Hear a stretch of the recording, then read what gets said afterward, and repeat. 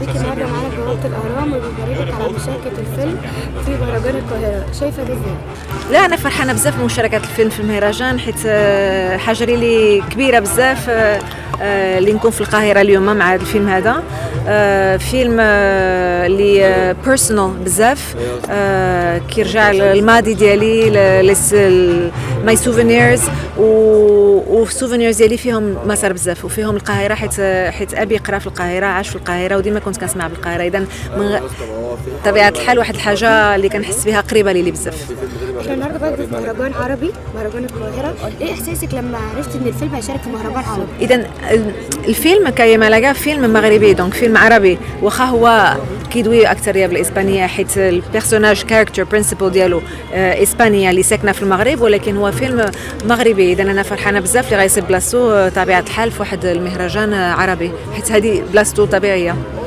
عايزة اسألك برضو احساسك كمخرجة في التنوع اللي حاصل في الافلام، وان كمان من كل الجنسيات ومن كل البلاد، شايفة ده ازاي؟ اوكي، دونك انا بالنسبه لي هذه ثروه، حيت التنوع ثروه.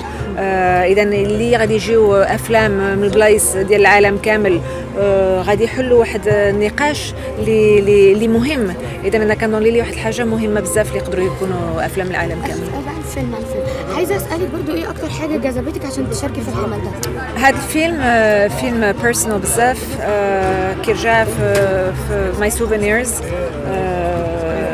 واحد الفيلم اللي كتبته في واحد الوقت اللي كان صعيب في حياتي واللي خلاني نزيد القدام. عايزة اعرف بقى اصعب مشهد اثر فيك.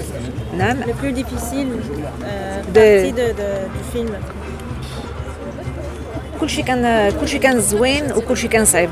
الكتابه كانت زوينه ولكن صعيبه بزاف، حيت كانت كتمشي تقلب شي الحاجات اللي كانوا ضاريني في الداخل ديالي بزاف.